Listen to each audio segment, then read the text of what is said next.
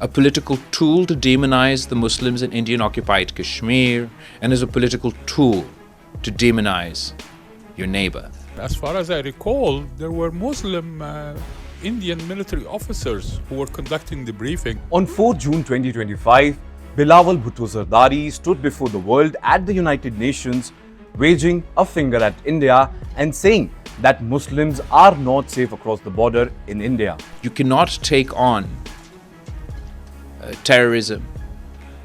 You cannot combat terrorism if you're going to use it as a political tool to demonize the Muslims within your own country, a political tool to demonize the Muslims in Indian-occupied Kashmir, and as a political tool to demonize your neighbor. He painted a dire picture of demonization and persecution, a claim that ironically was swiftly and publicly debunked by a journalist who pointed that Indian Muslim officers themselves were leading press briefings on national security, hardly the sign of a community being systematically vilified. Let me start with a statement you made today, saying that the recent terrorist attack in Kashmir is being used as a political tool to demonize Muslims in India. Sir, I have watched the briefings on both sides, and as far as I recall, there were Muslim Indian military officers who were conducting the briefing on the Indian side. Well, as far as the operation is concerned, you're absolutely right.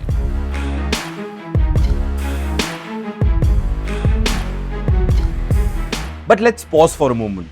If Pakistan is going to talk about religious persecution, perhaps it's time they should clean their own house before casting stone at others, especially when their own windows are shattered by the very intolerance they accuse others of. Yes, we are talking about a Muslim community hanging on for dear life in Pakistan and Islamic State. If Bilawal's speech was meant to highlight the plight of Muslims, he conveniently forgot to mention the Ahmadiyyas, a community that despite being at the forefront of Pakistan's creation is now treated as second-class citizens, or more accurately, as non-citizens in eyes of the law.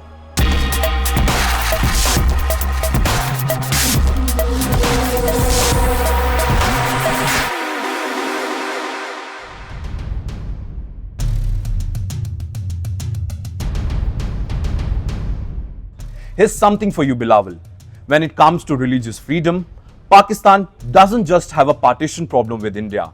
It partitioned its own Muslim community, wailing off Ahmadiyyas from basic rights. It's not just a broader issue. It's a border drawn right through the heart of the Ummah. Well, the irony is almost poetic. The Ahmadiyyas were among the most vocal supporters for the Pakistan movement.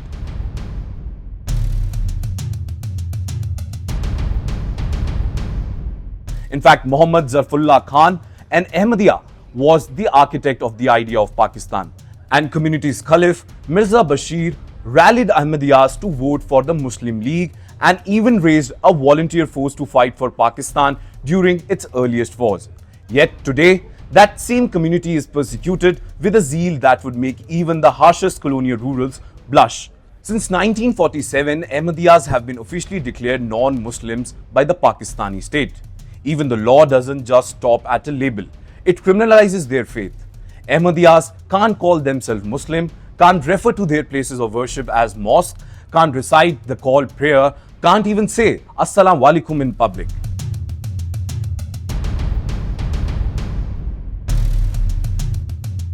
If they do, they risk prison, they risk fines, or worse. The infamous Ordinance XX and Sections 298B and 298C of the Pakistan Penal Code make sure of that. The penalties range from years in prison to, in some cases, death penalty under blasphemy laws through execution. And as Eid al-Adha approaches, a festival meant to unite the faithful in sacrifice and celebration, the persecution only intensifies. In fact, in Pakistan, Punjab and Sindh province, authorities have warned the Ahmadiyyas that if they dare to observe Eid, even in the privacy of their homes or perform the rituals of the animal sacrifice, they will face fines up to Rs 5 lakhs. Community members are being forced to sign affidavits renouncing their rights to celebrate the festival under threat of arrest. Imagine being told you must sign a paper promising not to pray, not to celebrate, not to be seen as a part of the faith you helped build a nation for. That's not just discrimination, that's erasure.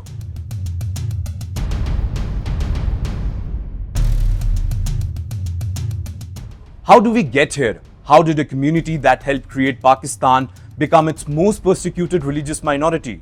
The answer is a toxic mix of state policies, societal prejudice, and political expediency.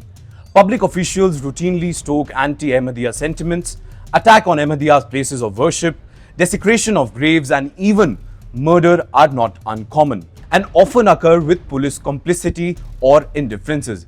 Ahmadiyyas are so marginalized that many boycott the national census, knowing they cannot even self-identify as Muslim without risk of persecution. So when Bilawal Bhutto stands at the UN, waging his finger at India, perhaps he should first look in the mirror.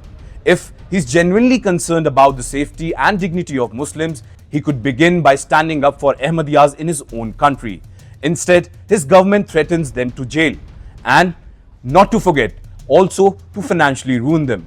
Now the real pun is on Pakistan's own promise. A country created as a homeland for Muslims, now policing who gets to be called a Muslim at all. The Ahmadiyyas community helped build the house, but now they're not allowed to enter the living room, not even on Eid.